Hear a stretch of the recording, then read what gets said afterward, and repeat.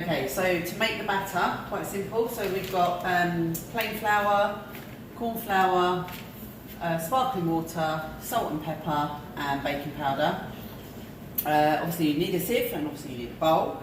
So the easiest way to do it is half a cup of corn flour, half a cup of plain flour, pop it in your sieve, and your baking powder you literally pop in just a teaspoon, heaped teaspoon is good, and then season. So depending on how much you want it salty or peppery, etc. We use a meal, but you can use ground as you normally would. It's entirely up to you. So pop that all in there.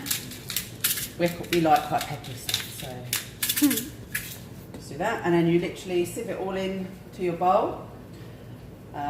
Once that is all sieved, we add sparkling water. However, you can add beer instead if you want a beer battered cod, or you can do a little bit of beer, a little bit of sparkling water, whichever you prefer to.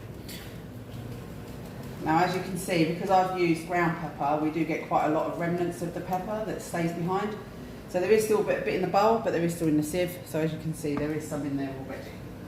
Okay, so we get rid of that one. I am going to add a bit more pepper, just because we do like pepper, as I said. Okay, so then at this point, there really isn't a measurement of how much sparkling water you need to put into your batter or beer. Basically, the consistency that you want is the consistency of double cream. So it looks really odd when you first put it in, so just add a little bit as you go. Don't whisk it too thoroughly, and if you haven't got a whisk, you can use a spoon. Just means it takes a bit longer to do, so it goes a bit gloopy. So yeah, we need to add a bit more water to that. So you just keep going, and then if you find that you've accidentally put too much water in or too much beer in there, just add a bit more, equal amounts of your plain flour and your corn flour. But because you added a heaped teaspoon of your baking powder, you shouldn't have to add any baking powder, more baking powder to your batter.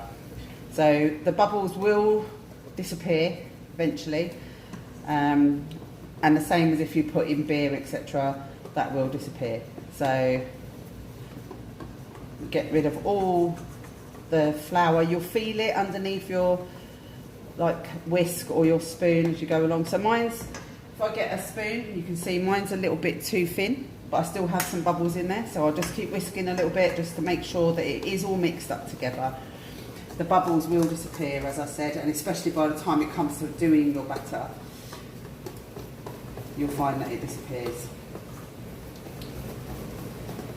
So again, just a little bit too watery. So what I will do,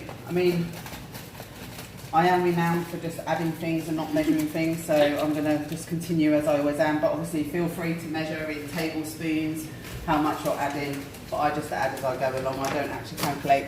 Basically, as long as you get it to the roughly, it doesn't have to be exact of double cream, it's just roughly what double cream would be like. If I've added too much, then I'll just add a bit more water to it just to make sure that I get the correct consistency. Okay. So that is basically how we want it. So now we've got it pretty much perfect. It might have been a bit different. The main thing is that there's no bubbles, not bubbles, sorry. There's no lumps in there. So if you look now, it's more like double cream. It's not too runny, but it's not too thick. So there we go. Okay. So we'll show you in a little while what you need to do. If you can make up the mix with literally just a little bit of plain flour, a little bit of corn flour, a little bit of baking powder, season it, put it to the side. We'll show you that in a minute, just prior to us battering the fish. We'll show you that in the next video that we do. Okay, see you in a bit.